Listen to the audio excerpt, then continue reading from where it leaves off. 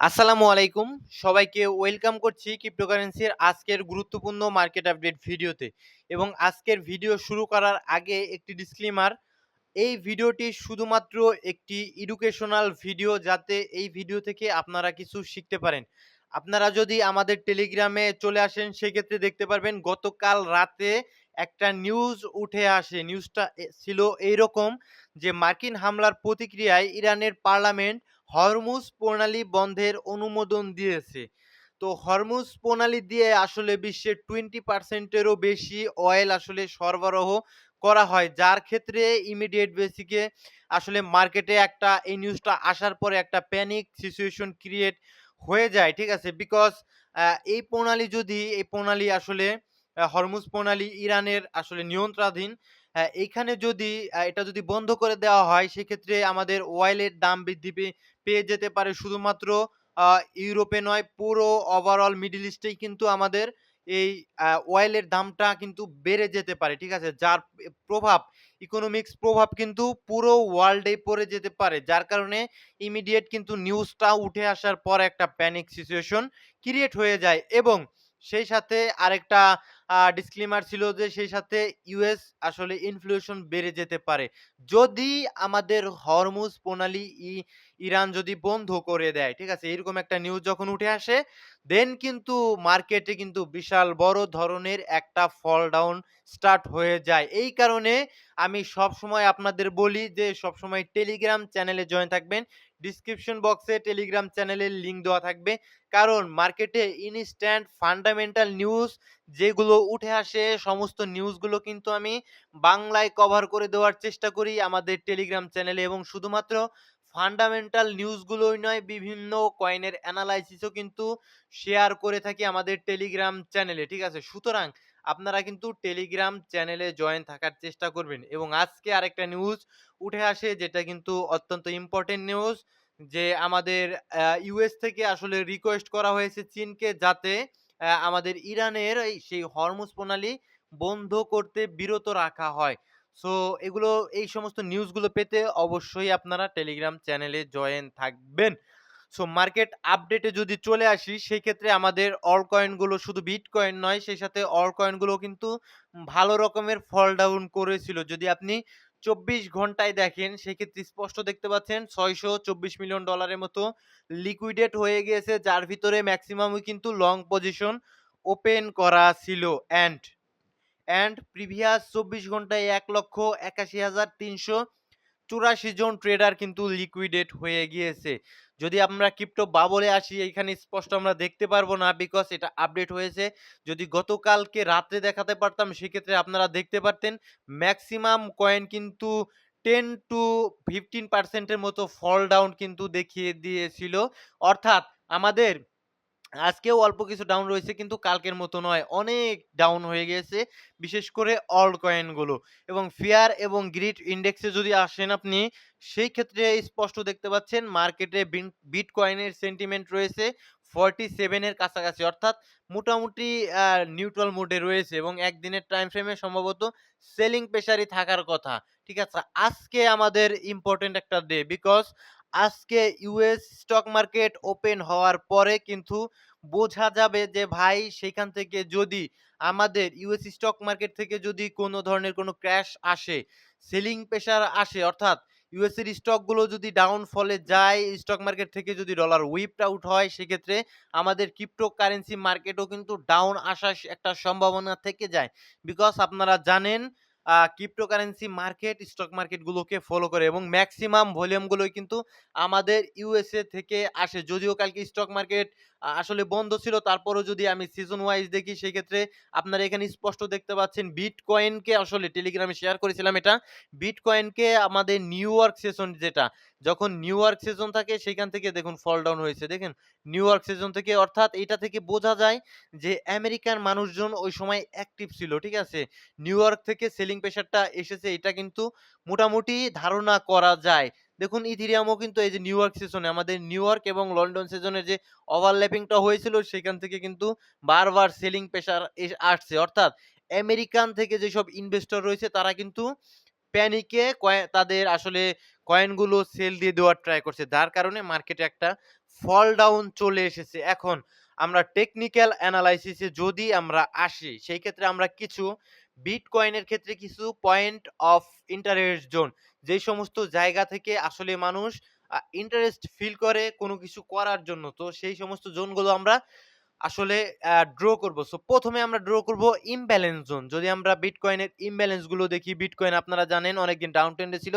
সেইখান থেকে কিন্তু আবার স্ট্রাকচার শিফটিং দিয়ে আপ ট্রেন্ড কন্টিনিউ করতে, করতে মানে চলে এসেছে। কিন্তু আমাদের যদি আপনারা লক্ষ্য করেন বিটকয়েনকে সেই পরিমাণ কিন্তু কারেকশন দেয়নি। শুধুমাত্র লাগাতার উপরের দিকে উঠে এসেছে। সো এইখানে ডেইলি টাইম ফ্রেমে একটা ইমব্যালেন্স রয়েছে অ্যান্ড দেন নিচের দিকে যদি দেখেন সেক্ষেত্রে ডেইলি টাইম ফ্রেমে আরেকটা ইমব্যালেন্স রয়েছে। ঠিক আছে? সো আপনি যদি এখানটাতে কিছু লিকুইডেশন জোন মার্ক করি, বিকজ নিচ থেকে যখন উপর থেকে এই দেখুন উইকলি টাইম ফ্রেমে যে আমাদের উইকটা দিয়েছে, ঠিক আছে? এই যে দেখুন, উইকলি টাইম ফ্রেমে এখান থেকে যখন আমাদের লিকুইডিটিটা কালেক্ট করেছে, তো সেটা আমাদের ইন্ডিকেট করছে আসলে মার্কেট কিছুটা কারেকশন নিতে পারে। তো তখনই আমরা বুঝে গিয়েছিলাম মার্কেট কিছুটা কারেকশনে আসতে পারে। দ্যাটস ওয়াই উইকলি টাইম ফ্রেমে এই লিকুইডেশনটা নেওয়ার পরে ডেইলি টাইম ফ্রেমে আসবেন। আসার পরে দেখুন আমাদের কি করছে, একটা নিচের দিকে যখন ফল ডাউন স্টার্ট করেছে তখন আমাদের টার্গেট গুলো ছিল আসলে নিচের দিকে লিকুইডেশন গুলো। তো এক্সাক্টলি এখানে যদি দেখেন এটা আসলে একটা হ্যামার ক্যান্ডেল বলতে পারেন। তো এই হ্যামার ক্যান্ডেলে দারুণ একটা লিকুইডেশন নিয়ে নিয়েছে এবং ফ্রেশ লিকুইডিটি গুলো এর নিচে আবার জমতে আরম্ভ করেছিল। নতুন যারা পজিশন ওপেন করেছিল তাদের লিকুইডেশন গুলো কিন্তু এর নিচে ছিল। দ্যাটস হোয়াই এই ক্যান্ডেলটার আগে যদি দেখেন, এই ক্যান্ডেলটার আগে একটা উইক এখানটায় দিয়ে দেন কিন্তু একটা বাইং প্রেশার এখানে পেয়েছিল। ঠিক আছে? দেন আমাদের সেই নিউজটা ফান্ডামেন্টাল নিউজটা উঠে আসার পরে গতকাল রাতে কিচ্ছু মানেনি। দেন কিন্তু এগেইন ফল ডাউন স্টার্ট করেছে এবং আমাদের মেজর যে সেল সাইড লিকুইডিটিটা সেটা কিন্তু আমাদের এই যে এই জোনটায় ছিল, রাইট? এই যে এই জোনটায় আমাদের মেজর সেল সাইড লিকুইডিটিটা কিন্তু ছিল। সো এক্সাক্টলি আমাদের সেই লিকুইডিটিটা নিয়ে কিন্তু মার্কেট এখন এর উপরেই মানে স্টে করছে। দ্যাটস মিন এটা আমাদের ইন্ডিকেট করছে ভয়ের এখনো কোনো কিছু হয়নি। যদি $১,০০,০০০ এর নিচে ক্যান্ডেল ক্লোজ দেয়, সেই ক্ষেত্রে আমাদের নেক্সট আরেকটা প্ল্যান অবশ্যই থাকা উচিত। নেক্সট আমাদের আরেকটা প্ল্যান অবশ্যই থাকবে। সেটা থাকবে আমাদের এরকম, এই টোটাল ওভারঅল একটা মুভ দিয়েছে দেখেছেন? সো এই টোটাল ওভারঅল মুভের যদি আমরা ইম্পোর্টেন্ট এরিয়া গুলো আসলে ডিফাইন করি, যে আমাদের কোনটা প্রিমিয়াম জোন এবং কোনটা ডিসকাউন্ট জোন, এই জিনিসটা আমাদের অত্যন্ত ইম্পোর্টেন্ট। বিকজ আমরা কোনো জিনিসই আসলে হাই রেটে বাইং করব না। আমরা সবসময় চেষ্টা করব সব জিনিসই কিন্তু ডিসকাউন্টে বাইং করতে। সুতরাং আমরা এই টোটাল এই মুভের যদি একটা ফিব ড্র করি, সেই ক্ষেত্রে আপনারা দেখতে পারবেন যে আমাদের যে ১ম ইমব্যালেন্সটা, সেই ইমব্যালেন্সটা কিন্তু আমাদের প্রিমিয়াম জোনে। অর্থাৎ ০.৫ লেভেলের উপরে প্রিমিয়াম জোনে। অ্যান্ড নিচের যে আমাদের একটা ইমব্যালেন্স রয়েছে, সো এই ইমব্যালেন্সটা আমাদের ০.৫ লেভেলের নিচে। দ্যাটস মিন এই ইমব্যালেন্সটা কিন্তু আমাদের মোটামুটি যদি চিন্তা করেন বেশি পাওয়ারফুল এবং আমাদের বেশি পয়েন্ট অফ ইন্টারেস্টেড জোন হবে এটা। যদি বিটকয়েন এখন পর্যন্ত কোনো ধরনের কোনো খারাপ সিচুয়েশন আমি দেখছি না। যদি না গ্লোবাল পলিটিক্সে আরো কোনো ধরনের কোনো উত্তেজনাকর নিউজ উঠে আসে, এখন পর্যন্ত সেরকম কোনো খারাপ নিউজ আপাতত হচ্ছে না। ঠিক আছে? যা হওয়ার কালকে হয়ে গিয়েছে। এখন পর্যন্ত আর কোনো নতুন নিউজ উঠে আসেনি। ঠিক আছে? যদি পরিস্থিতি যেকোনো জিনিসই মানে সারা জীবন টিকে থাকে না। ইসরায়েল ইরানের যে ইস্যুটা, এটা কিন্তু ভাই সারা জীবন কোনো জিনিসই স্টে করে না। সারা জীবনই কিন্তু এই জিনিসটা হতেই থাকবে এরকমটা নয়। এটা কিন্তু একটা সময় থাকবে, থামবে, মার্কেট স্বাভাবিক হবে, এরকমটাই কিন্তু হবে। ঠিক আছে? সো যদি আর কোনো ধরনের কোনো অন্য খারাপ ফান্ডামেন্টাল নিউজ যদি না আসে, সেক্ষেত্রে আমাদের আসলে এখনই কোনো ধরনের কোনো টেনশন করার কোনো কিছু হয়নি। তো এক্সট্যাংলি স্ট্রাকচার এখন পর্যন্ত চেঞ্জ করেনি। যদি নিচে ক্লোজিং দিয়ে দিত, সেক্ষেত্রে স্ট্রাকচার শিফটিং হয়ে ডাউন ট্রেন্ডে চলে আসতাম আমরা। সেইটা হয়নি। এখানে একটা উইক দিয়েছে। দ্যাটস মিন ভালো ধরনের লিকুইডিটি নিয়ে নিয়েছে, যেটা আপনারা লিকুইডেশন হিট ম্যাপ থেকেও দেখতে পাচ্ছেন। অ্যান্ড নিচে আমাদের এক্সট্রিম ইমব্যালেন্স রয়েছে, যেটা আমাদের প্রিমিয়াম যে ডিসকাউন্ট জোনে রয়েছে। তো এটা কিন্তু আমাদের লক্ষ্য রাখতে হবে। $92,000-90,000 এর কাছাকাছি এটা আমরা লক্ষ্য রাখবো। কারণ এইখানে যদি মার্কেট স্ট্রাকচার শিফটিং হয়, এই সমস্ত জোনগুলো আমাদের জন্য পরবর্তীতে ভাইটাল রোল প্লে করবে। কারণ এখানে আপনারা জানেন সেমি গ্যাপ রয়েছে বিটকয়েনের। তো এই জোনগুলো আসলে দেখতে থাকুন। ঠিক আছে? সো ইথেরিয়ামের ক্ষেত্রে আমরা যদি কিছু ইম্পোর্টেন্ট জোন মার্ক করি, এটা আমরা মার্ক করে রাখবো আগে থেকে। আজকে মার্ক করবেন না। এগুলো আমার আগে থেকেই মার্ক করা ছিল ভাই।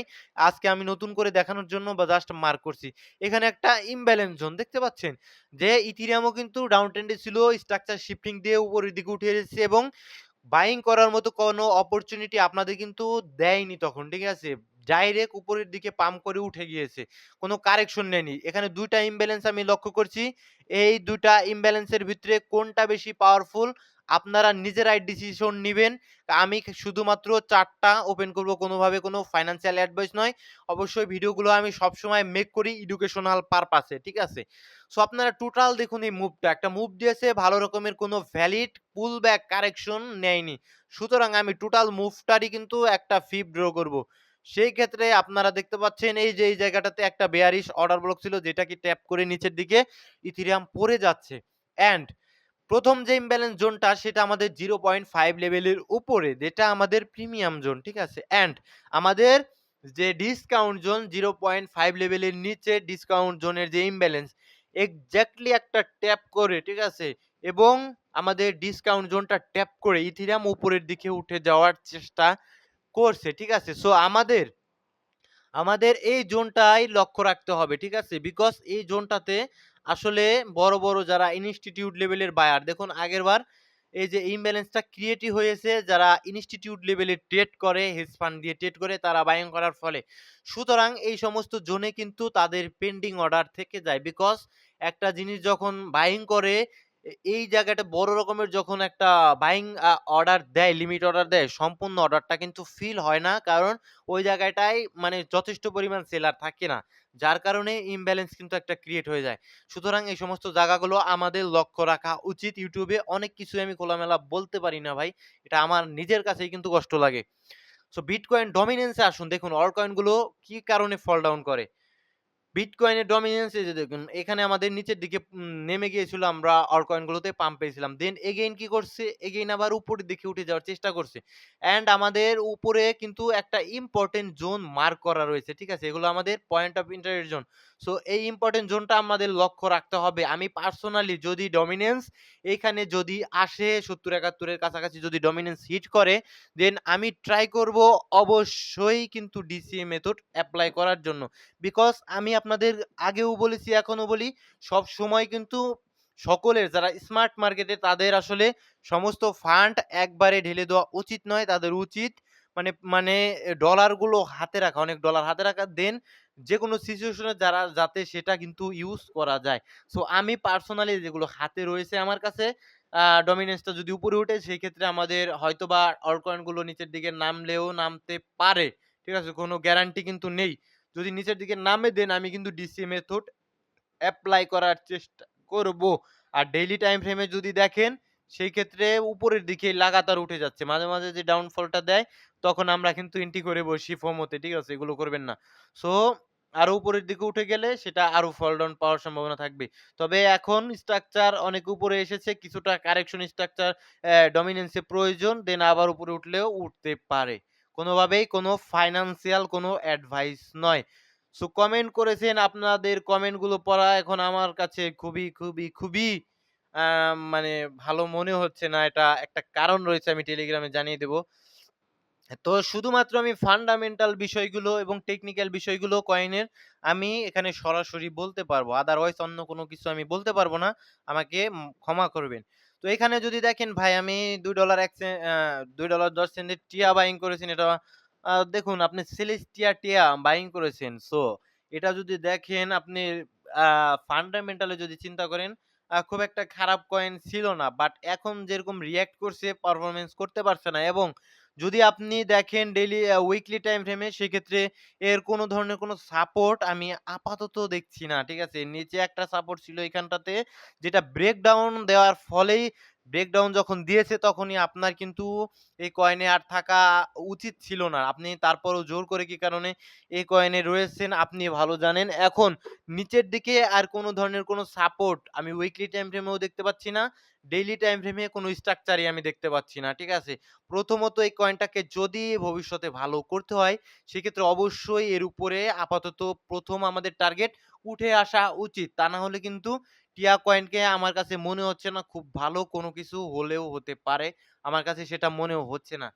ভাই অমনি কয়েন নেটওয়ার্ক, অমনি কয়েন শিট কয়েনের মতো পারফরম্যান্স করছে। কেন আমি I don't know ঠিক আছে? এর মার্কেট ক্যাপ যদি দেখেন ৫১ মিলিয়নের অব্দি এসে ঠেকেছে। অর্থাৎ এই কয়েনটা থেকে মানে বড় লেভেলের ট্রেডার যারা ছিল, যাদের বড় লেভেলের ফান্ডিং ছিল এই কয়েনটা থেকে, তারা কয়েনটা সেল আউট করে বেরিয়েছে। আপাতত কোনো কিছু বলা যাচ্ছে না। তারপরে যেটা করবেন আপনি সেটা অবশ্যই টেলিগ্রাম চ্যানেলে আ নক করার চেষ্টা করবেন এখানটাতে। আমি আর কোনো কিছু বলতে পারছি না এটা নিয়ে আপনি কি করবেন, ঠিক আছে? টুট ভাই মিম কয়েন এটা রাখলে মিম কয়েনের মতোই রাখা উচিত। আদারওয়াইজ এটা নিয়ে আমি খুব বড় ধরনের আমি পার্সোনালি নিজে কোনো বড় ধরনের এক্সপেকটেশন রাখছি না ভাই। ভাইজান আরকাম কয়েন এআই ক্যাটেগরির একটা কয়েন খুব খারাপ কয়েন বলে আমার কাছে মনে হয় না। সামনে হয়তোবা ভালো করলেও করতে পারে। যদি এর টিম ভালো মানে কোনো আ করতে পারে, ঠিক আছে? কাজকর্ম যদি টিমটা ভালো করে, অ্যাডাপশন যদি ভালো হয় সেক্ষেত্রে আরকাম কয়েন হয়তোবা ভালো করলেও করতে পারে। আ আপনার বাইং মোটামুটি খারাপ নয়, ঠিক আছে? আ নেক্সট সাগা কয়েন সেম ভাই সেম। আ ভাইয়া এনএক্সপিসি ভাই নতুন কয়েন ছিল। আমি বারবার বলেছি ভাই নতুন কয়েনগুলো থেকে একটু দূরে থাকবেন। বিকজ ইনিশিয়াল লেভেলে যায় সব মানুষ ইনভেস্ট করে। তারা কিন্তু এই নতুন কয়েনগুলোতে আসলে প্রফিটের জন্যই ইনভেস্ট করে। যারা আসলে ভিসি রয়েছে কয়েনগুলোর টিম রয়েছে। তো তারা কোনোভাবেই আসলে কয়েনের যখন বায়ার পেয়ে যায় একটা তারা খুশিতে নাচা আরম্ভ করে যে, "হ্যাঁ, এই কয়েনগুলোতে ভালো রকমের বায়ার পেয়েছি।" ভাইরাল হয়েছে কয়েনগুলো। তো সেই আসলে আপনারা কি কারণে করেন I don't know ঠিক আছে? নিচের দিকে যদি আসি সেক্ষেত্রে আমি বলতে পারি ইথেরিয়াম ঠিক আছে? সকলে ভালো থাকবেন, খারাপ না। এই যে এটা যেটা মার্ক করলাম আমি খারাপ না। ঠিক আছে? সো সকলে ভালো থাকবেন, সুস্থ থাকবেন। দেখা হচ্ছে পরবর্তী কোনো ভিডিওতে। আসসালামু আলাইকুম ওয়া রাহমাতুল্লাহি ওয়া বারাকাতুহু। আর ভিডিওগুলো কিন্তু ভাই অবশ্যই এডুকেশনাল ভিডিও সুতরাং এডুকেশনাল হিসেবে দেখবেন, শিক্ষণীয় ভিডিও হিসেবে দেখবেন। আসসালামু আলাইকুম ওয়া রাহমাতুল্লাহি ওয়া বারাকাতুহু।